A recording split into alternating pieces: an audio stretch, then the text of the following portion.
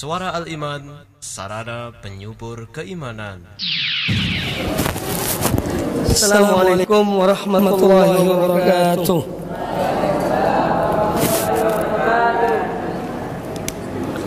Innal hamdalillah nahmaduhu wa nasta'inuhu wa nastaghfiruh wa na'udzu billahi min shururi anfusina wa min sayyiati a'malina.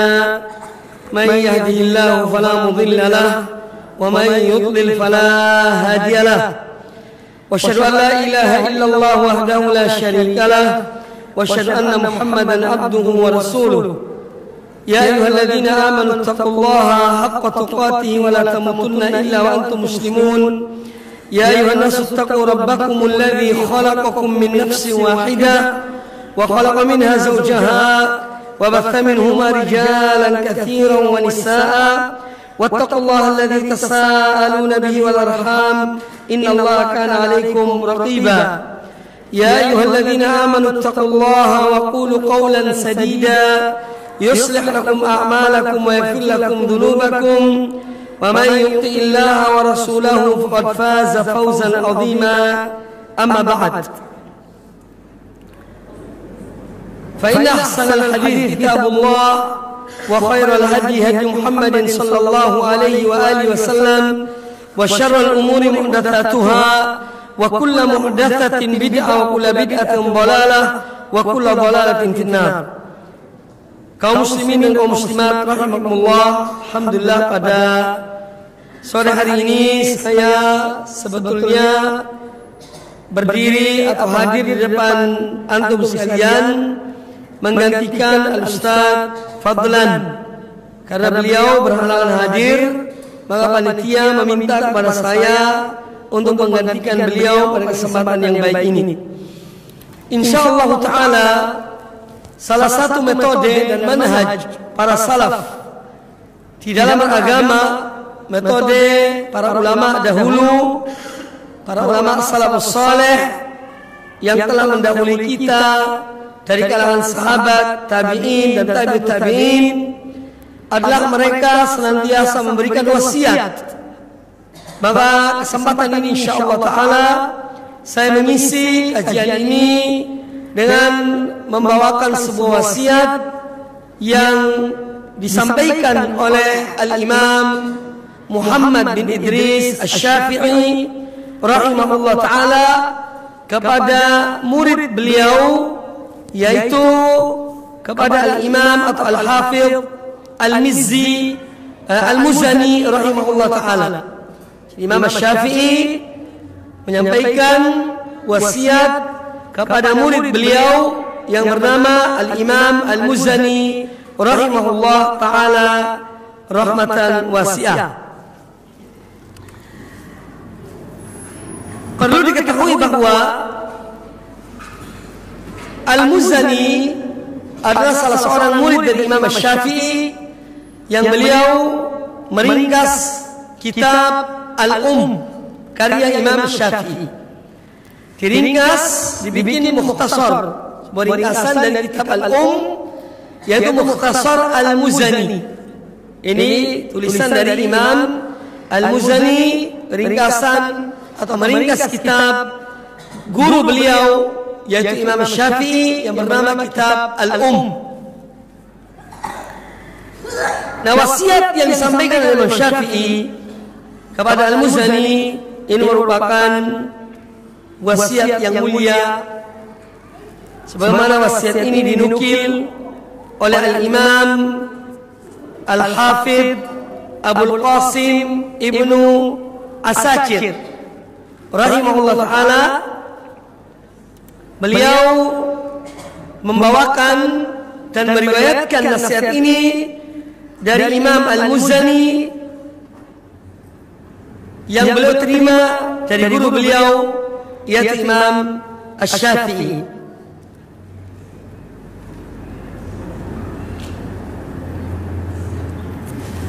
Disebutkan di sini bahwa Al-Imam Abu Muhammad bin Ahmad Al-Khatib beliau berkata, Sami'tu Aba Abdillah Ahmad bin Muhammad bin Syakir, yakni fi kitabih Manaqib Syafi'i. Kata beliau, aku mendengar Abu Abdullah Ahmad bin Muhammad bin Syakir, beliau menyebut dalam kitab beliau yang bernama Manaqib Asy-Syafi'i, dan beliau mengatakan, Sami'tul Muzani qal, aku mendengar Al-Imam Al-Muzani berkata, Dakhaltu ala Syafi'i inda wafatihi.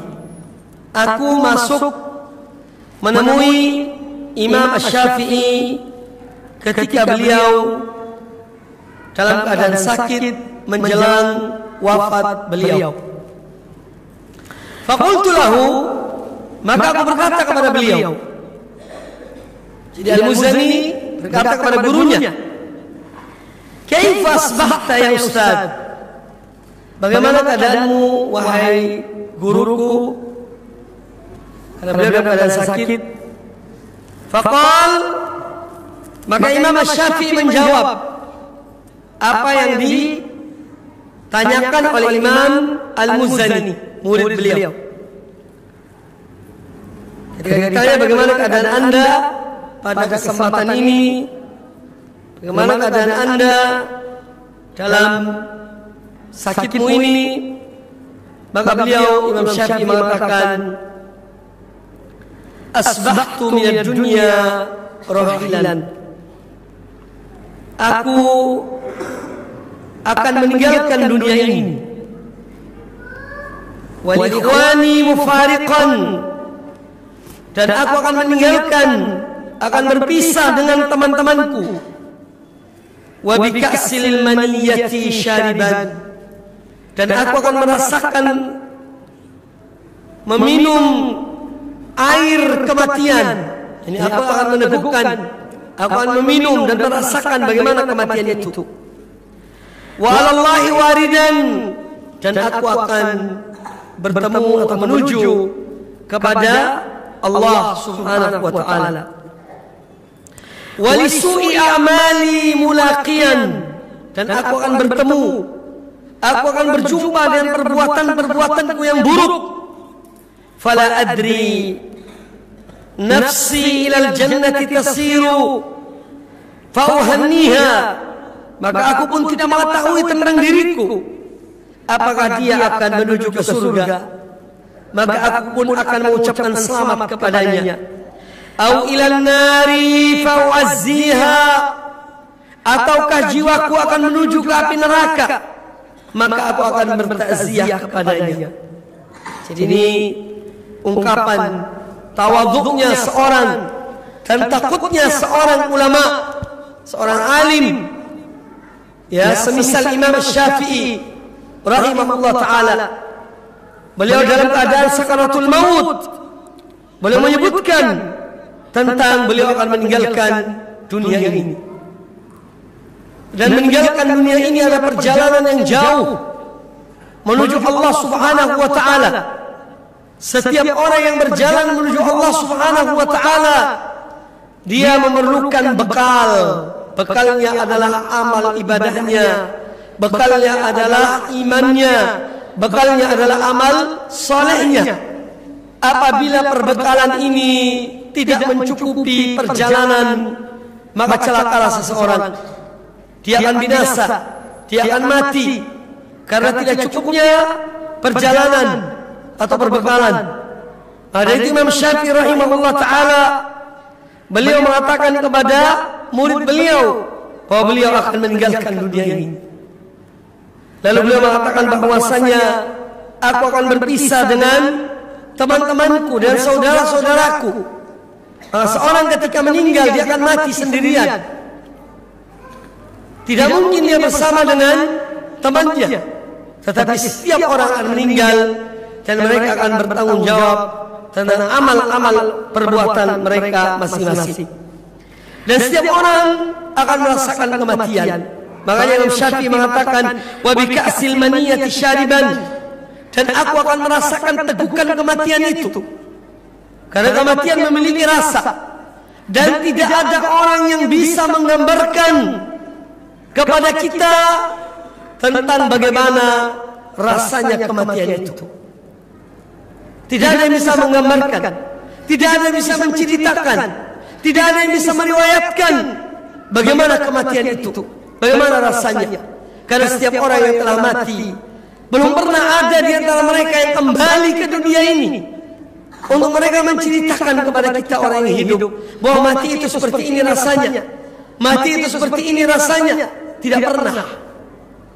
Tetapi kematian ada rasanya, ada sakitnya, ada sakaratnya. Makanya disebut dengan sakaratul maut. Sakarat itu mabuknya kematian. Kemudian orang yang akan meninggal, dia akan bertemu dengan Allah Subhanahu wa taala. Habis masa hidupnya di dunia ini, kesempatan yang diberikan kepadanya telah habis, sehingga dia harus dipanggil untuk menghadap pada Allah Subhanahu wa taala. Maka kematian dan kuburan adalah permulaan dari akhirat seseorang. Kematian dan kuburan adalah permulaan dari kehidupan akhirat seseorang sebelum dia dibangkitkan di hari kiamat kelak. Kemudian Imam Syafi'i mengatakan, walisu'i amali mulaqiyan, dan aku akan bertemu dengan buruknya amal-amal perbuatanku. Ini menunjukkan tawadhu'nya beliau. Padahal beliau adalah seorang imam, seorang yang saleh, seorang yang taat pada Allah, seorang yang ilmunya bermanfaat. Kitabnya dibaca sampai hari ini. Walaupun beliau telah meninggal, tetapi beliau meninggalkan amal jariyah, amal yang berkesinambungan pahalanya, amal yang berkesinambungan ganjarannya, sebagaimana disabdakan oleh Nabi sallallahu alaihi wasallam, "Idza mata ibnu Adam inqata'a amaluhu illa min thalathin." Apabila anak Adam itu meninggal, maka terputuslah amal ibadahnya kecuali 3 perkara. Yang pertama adalah shadaqatin jariyah, sedekah jariyah dari hartanya yang dia infakkan untuk amal-amal kebaikan, untuk membangun masjid, untuk membangun rumah, untuk membangun masjid, untuk membangun rumah sakit, untuk membangun madrasah dan yang lainnya dari amal-amal kebaikan atau amal-amal jariyah yang dia sumbangkan kepada manusia. Kemudian kata Nabi sallallahu alaihi wasallam, "Au ilmin yuntafa'u bihi." Termasuk amal yang tidak terputus adalah ilmu yang bermanfaat. Ilmu yang bermanfaat ini menjadi amal jariyah seseorang meskipun dia telah meninggal, tetapi dia pernah mengajarkan suatu ilmu dan ilmu itu bermanfaat. Ilmu itu diamalkan, ilmu itu dilakukan oleh orang yang diajarkannya, maka dia akan mendapatkan pahala selama orang itu mengajarkan ilmu tersebut. Maka orang mengajarkan ilmu-ilmu agama yang dengannya seorang mengetahui agama dan mengenal agamanya, mengenal tauhid, mengenal sunnah-sunnah Nabi sallallahu alaihi wasallam, insyaallah ilmu mereka selama diamalkan, maka orang yang mengajarkannya dia mendapatkan pahala yang besar di sisi Allah Subhanahu wa taala dan terus berkesinambungan sampai amal itu atau ilmu itu sudah tidak diamalkan lagi. Kemudian yang ketiga yaitu waladin salihin yad'u lahu, anak yang saleh yang mendoakan kedua orang tuanya. Jadilah kalian anak-anak yang saleh, anak-anak yang mendoakan kedua orang tuanya agar mereka hidup tenang dalam kuburan mereka, mendapatkan ketentraman dan kedamaian, ampunan dan cahaya dalam kubur mereka. Ini merupakan kewajiban dari anak-anak yang saleh untuk mendoakan orang tua mereka yang telah meninggal. Jadi Imam Syafi'i rahimahullah taala menyebutkan dalam wasiatnya bahwa beliau akan bertemu dengan amal buruknya. Ini adalah salah satu tanda tawadhu'nya beliau, rendah hati beliau, di hadapan murid beliau. Kemudian kata beliau rahimahullah taala, fala adri nafsi ilal jannati tasiru, maka aku pun tidak mengetahui tentang diriku apakah dia akan dibawa ke surga, apakah dia akan menuju ke surga. Maka aku pun akan mengucapkan selamat kepada diriku, fa'uhanniha aw ilan nar, ataukah diriku ini akan dibawa ke neraka, akan diazab oleh Allah, maka fa'uazziha, aku pun akan bertakziah kepada diriku. Setelah mendengar ucapan Imam Syafi'i ini, maka Imam Al-Muzani rahimahullah taala berkata, faqultu, maka aku pun berkata, yakni kepada beliau, kepada Syafi'i, kepada guruku, idni, berikanlah kepada aku nasihat, berikanlah kepada aku peringatan. Jadi seorang murid meminta nasihat dari gurunya, dan ini diantara hal-hal yang penting untuk dilakukan oleh seorang murid terhadap gurunya. Minta nasihat dari gurumu, minta peringatan, wasiat dari gurumu, wasiat yang baik, yang dengannya akan membimbing seseorang kepada jalan yang benar, kepada ketetapan iman dan Islam, kepada ketetapan di atas sunnah Nabi sallallahu alaihi wasallam. Jadi Imam Al-Muzani mengatakan kepada Imam Syafi'i, berikanlah kepada aku wasiat, berikanlah kepada aku nasihat. Faqala li, maka Imam Al-Muzani mengatakan, Imam Syafi'i pun mengatakan kepada aku wasiat yang pertama. Kata Imam Syafi'i kepada Al-Muzani, ittaqillaha, takutlah engkau kepada Allah. Ini wasiat takwa, wasiat yang paling pertama dan paling utama. Wasiat Allah Ta'ala kepada al-awwalina wal akhirin. Wasiat takwa adalah wasiat Allah kepada orang-orang terdahulu dan orang-orang yang datang kemudian.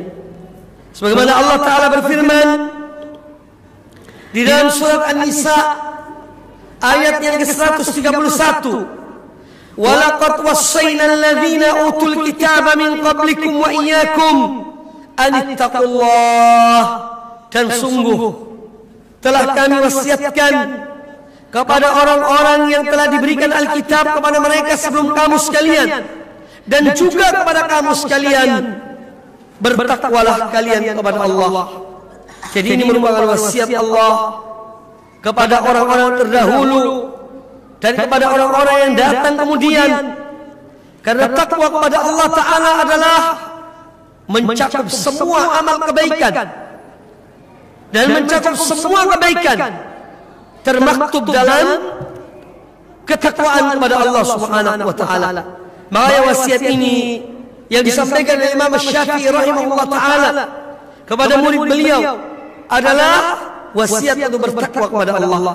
Karena wasiat takwa kepada Allah, wasiat Allah kepada orang-orang terdahulu dan orang-orang yang kemudian. Kemudian yang kedua, bahwa wasiat takwa adalah wasiat para anbiya, wasiat para rasul yang diutus Allah Ta'ala kepada umat-umat mereka. Semua mengatakan, bertakwalah kalian kepada Allah. Mereka mengatakan kepada umat-umat mereka. Tidak ada seorang rasul pun yang diutus oleh Allah Azza wa Jalla ke muka bumi ini, melainkan mereka memerintahkan dan mewasiatkan kepada umat-umat mereka untuk bertakwa kepada Allah Subhanahu wa Ta'ala. Dan takwa artinya seorang menjadikan antara dia dengan azab Allah wiqayah, pembatas, penghalang, pelindung dari azab tersebut. Ini makna dari takwa Allah, yaitu seorang menjadikan antara dirinya dengan azab Allah. Dia ciptakan, dia jadikan di antara keduanya, antara dirinya dan azab itu sebuah pembatas, sebuah pelindung, sebuah perisai yang menghalangi dia dari azab Allah Subhanahu wa Ta'ala, yaitu dengan melaksanakan perintah Allah, menjauhi larangan-larangan Allah, menjaga hubungan dengan Allah, menjaga hubungan dengan manusia, hablum minallah dan hablum minan nas, menjaga hak-hak Allah dan hak-hak manusia. Ini bagian dari takwa kepada Allah Azza wa Jalla. Demikian pula Nabi kita Muhammad sallallahu alaihi wasallam, beliau adalah orang yang paling bertakwa di antara hamba-hamba Allah. Sebagaimana sabda beliau, "Ana a'lamukum billah wa akhsyakum lahu." Aku adalah orang yang paling takut kepada Allah di antara kamu sekalian, dan aku adalah orang yang paling mengenal Allah di antara kamu sekalian. Beliau sallallahu alaihi wasallam tidak hanya beliau mementingkan dirinya dalam bertakwa, beliau juga memberikan peringatan kepada umat beliau untuk bertakwa kepada Allah Azza wa Jalla. Sebagaimana dalam hadis Al-Irbad bin Sariyah radhiyallahu taala anhu, beliau mengatakan, "Shalla lana Rasulullah sallallahu alaihi wasallam al-fajr."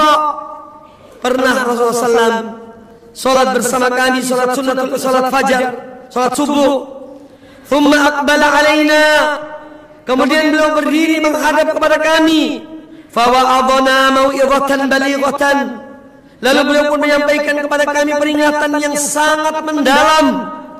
Zarafat lahal a'yun, yang mana peringatan itu menjadikan mata mengalirkan air, mengucurkan air mata. Wa wajilat minhal qulub, dan hati bergetar karena takut kepada Allah Subhanahu wa taala. Qulna, maka kami para sahabat berkata, "Ya Rasulullah, wahai Rasulullah,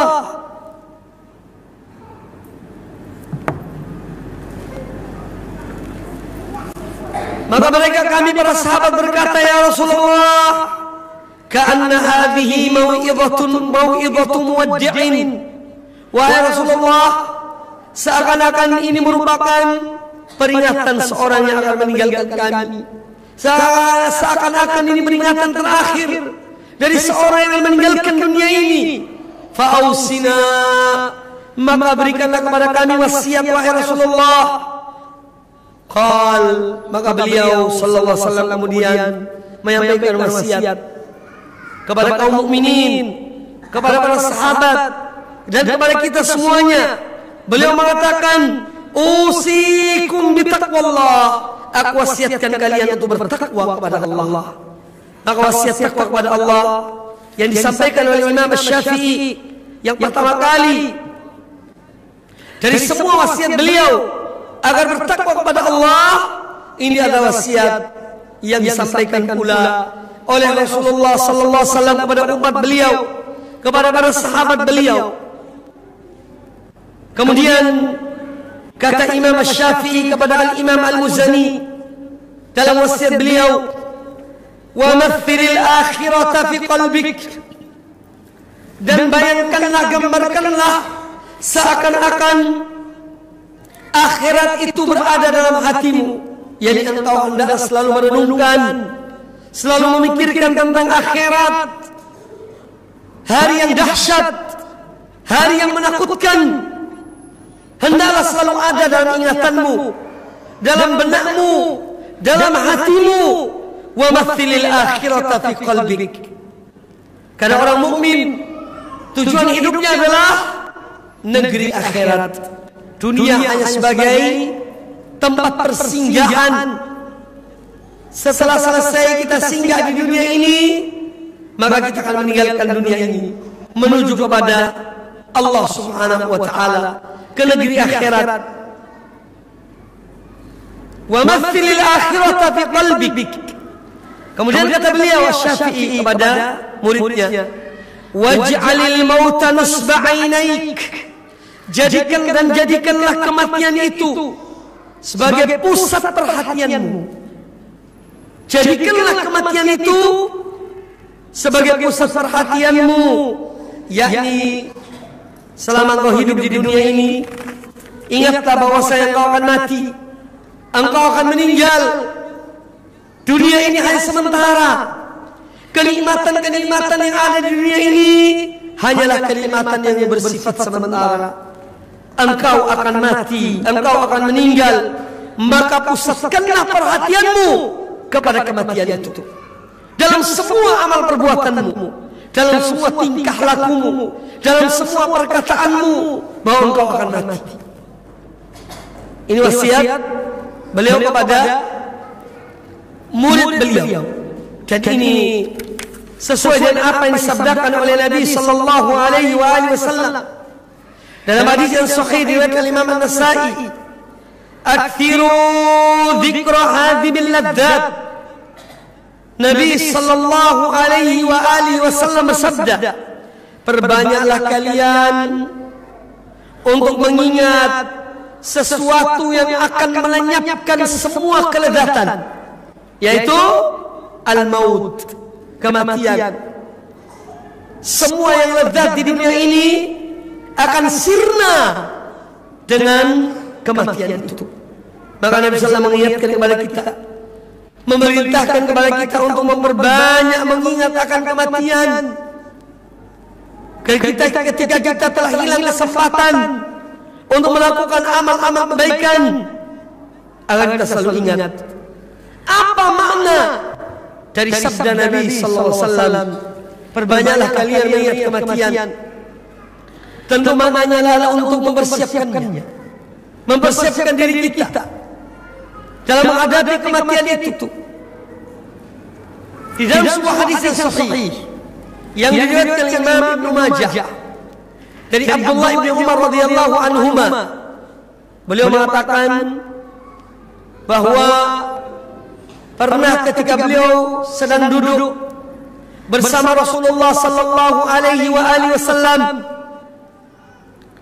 maka datanglah seorang sahabat dari kaum Ansar. Dia mengucapkan salam kepada Nabi sallallahu alaihi wasallam dan mengatakan assalamualaikum. Maka dijawab oleh Rasulullah sallallahu alaihi wasallam. Kemudian sahabat Ansar itu berkata, "Ya Rasulullah, ayyul mu'mini afdalu?" Wahai Rasulullah, orang mukmin manakah yang paling afdal? Orang mukmin manakah yang paling mulia? Qal, maka dijawab oleh Nabi sallallahu alaihi wasallam, ahsanuhum khuluqan. Orang mukmin yang paling mulia, yang paling afdal, yang paling utama adalah orang mukmin yang paling baik akhlaknya. Yang paling baik akhlaknya. Kemudian sahabat Ansar itu bertanya, wa ayyul mu'minina atyasu? Pertanyaan kedua, dan orang mukmin manakah yang paling cerdas wahai Rasulullah? Qal, maka dijawab oleh beliau sallallahu alaihi wasallam, kata beliau, aktsaruhum lil mauti dzikran wa ahsanuhum lima ba'dahu isti'dadan. Ulaikal akyas. Kata beliau sallallahu alaihi wasallam, orang mukmin yang paling cerdas adalah orang mukmin yang paling banyak memikirkan tentang kematian dan yang paling baik persiapannya untuk sesudah kematian. Itulah orang paling cerdas. Orang mukmin yang paling cerdas, yang paling banyak memikirkan tentang kematian dan paling baik persiapannya untuk sesudah kematian. Dia persiapkan dengan amal-amal soleh, dengan amal kebaikan, bukan dengan amal buruk. Itulah orang mukmin yang paling cerdas. Karena dia tahu bahwasanya setelah dia meninggal terputus semua amalnya. Tidak ada perbekalannya. Tidak ada perbekalannya kecuali apa yang disiapkan ketika dia hidup.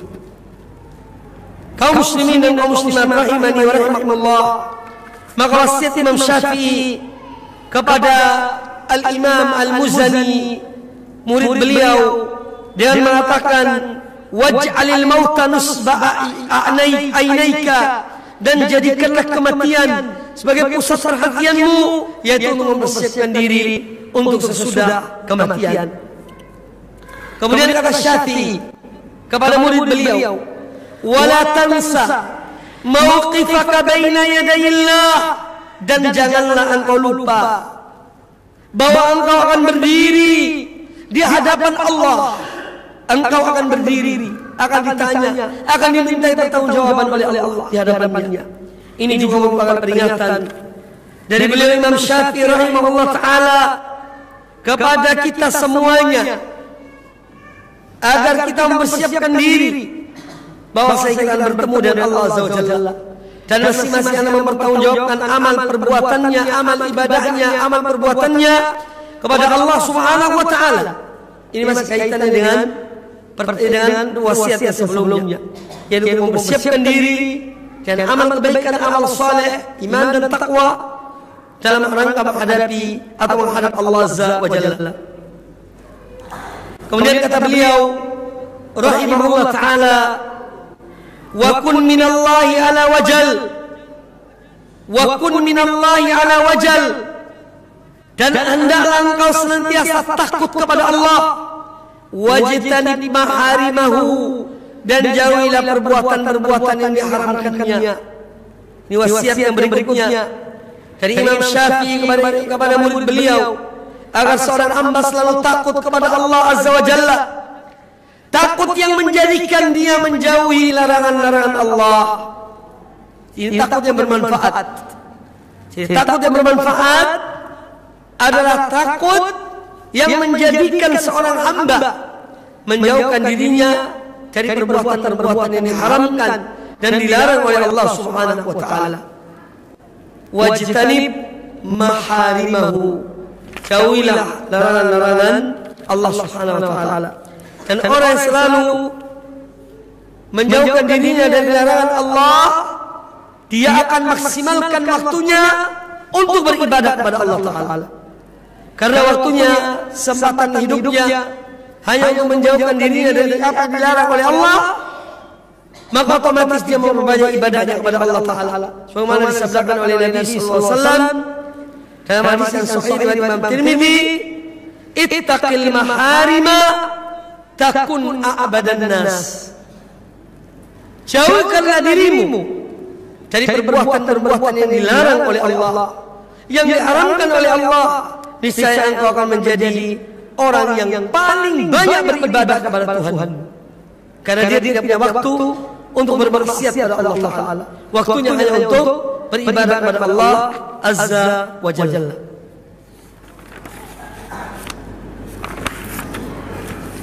Kemudian kata beliau rahimahullah taala kepada murid beliau, wa addi faraidahu, dan laksanakanlah apa-apa yang Allah wajibkan kepadamu. Allah taala wajibkan kepada kita berbagai macam kewajiban, yang semua itu adalah apabila kita mengerjakannya akan mendatangkan kebaikan dan cinta Allah kepada kita. Allah wajibkan kepada kita tauhid, untuk mentauhidkan Allah Azza wa Jalla, dan Allah mengharamkan menyekutukannya dengan sesuatu. Maka orang yang senantiasa menjaga tauhidnya, imannya kepada Allah, menjaga tauhidnya bahwa dia tidak menyembah kecuali Allah, dia tidak meminta kecuali kepada Allah, dia tidak bergantung kecuali kepada Allah, ini akan menjadikan dia tenang dalam hidupnya, karena dia hanya bersandar kepada Allah Subhanahu wa taala. Kemudian kewajiban yang kedua, yaitu kewajiban untuk menegakkan salat 5 waktu. Seandainya seorang dia bertauhid pada Allah Azza wa Jalla, kemudian dia mengerjakan salat 5 waktu, dia puasa di bulan Ramadan, dan dia melaksanakan apa yang Allah perintahkan semampunya, maka itu sudah cukup baginya, jaminan keselamatan baginya di dunia dan di akhirat. Jadi Imam Syafi'i mewasiatkan kepada Al-Muzani agar beliau memperhatikan hal-hal yang Allah wajibkan kepadanya. sholat waktu, puasa di bulan Ramadan, menunaikan zakat, ibadah haji, dan yang lainnya. Dari hal-hal yang Allah wajibkan kepada seorang hamba. Wa addi faraidahu, dan tegakkanlah atau laksanakanlah apa-apa yang diwajibkan Allah kepadamu. Kemudian kata beliau, wa kun ma'allahi haitsu kunta. Wa kun ma'allahi haitsu kunta. Dan jadilah engkau dimanapun engkau berada, hendaklah engkau senantiasa bersama Allah. Ini artinya muraqabatullah. Jagalah dirimu dari melakukan perbuatan yang dilarang oleh Allah atau meninggalkan kewajiban yang Allah wajibkan kepadamu. Dengan engkau menanamkan dalam dirimu bahwa Allah senantiasa memantaumu, Allah senantiasa melihatmu, Allah senantiasa mengawasimu. Inilah yang disebut dengan muraqabatullah, yang mana Jibril ketika datang kepada Nabi kita Muhammad sallallahu alaihi wasallam, beliau datang sebagai seorang penuntut ilmu. Beliau bertanya kepada Rasulullah sallallahu alaihi wasallam, "Ya Muhammad, akhbirni anil ihsan." Setelah beliau bertanya tentang iman dan Islam, "Akhbirni anil ihsan." Beritahukanlah kepada aku, apakah perbuatan ihsan itu? Apakah perbuatan baik itu? Maka Nabi SAW menjawab pertanyaan Jibril, "Anta abudallaha ka'annaka tarah, fa in lam takun tarah, fa innahu yarak." Hendaklah engkau beribadah kepada Allah seakan-akan engkau melihat Allah, dan kalaupun engkau tidak melihatnya, engkau yakin bahwa Allah melihatmu. Ini namanya muraqabatullah. Senantiasa merasa terawasi, terpantau oleh Allah Subhanahu wa taala. Makanya Imam Syafi'i mengatakan kepada muridnya, "Wa kun ma'allahi haitsu kunta." Dan engkau hendaknya senantiasa bersama Allah dimanapun engkau berada. Engkau beribadah kepada Allah, melakukan amal kebaikan, menolong agama Allah. Dan inilah yang juga semakna dengan sabda Nabi sallallahu alaihi wasallam kepada Mu'adz bin Jabal dan kepada Abu Dzar Al-Ghifari. Kata Nabi alaihi salatu wasallam, "Ittaqillah haitsuma kunta." Bertakwalah kepada Allah dimanapun engkau berada. Jadi seorang selalu merasa dipantau, dilihat dan diawasi oleh Allah Subhanahu wa taala. Kemudian kata beliau, "Wala tastasghiranna ni'amallahi 'alaika." Dan janganlah engkau gampangkan, janganlah engkau remehkan, janganlah engkau menganggap remeh nikmat-nikmat Allah kepadamu. Ini wasiat yang berikutnya. Hendaklah seorang hamba ketika dia mendapat nikmat dari Allah Azza wa Jalla, kecil ataupun besar, jangan diremehkan nikmat itu. Jangan dia menganggap bahwa nikmat itu kecil, tetapi jadilah engkau seorang hamba yang bersyukur kepada Allah Azza wa Jalla. Ya.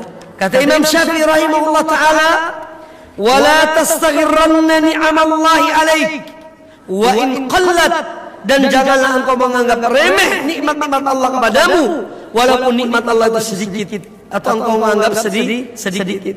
Wa qabilha bisyukri, akan tetapi balaslah nikmat itu dengan engkau mensyukuri Allah.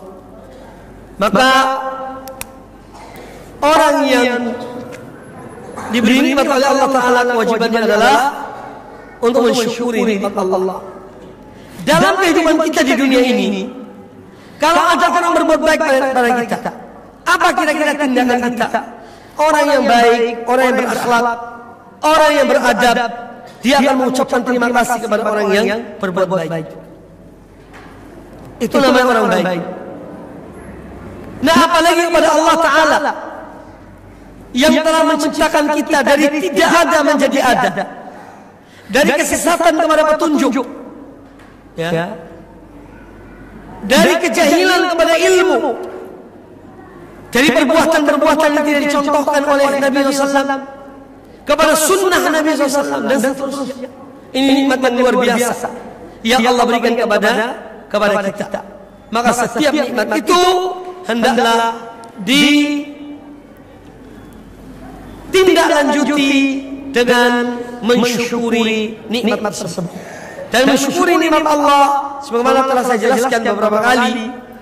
Pertama adalah dari lisan.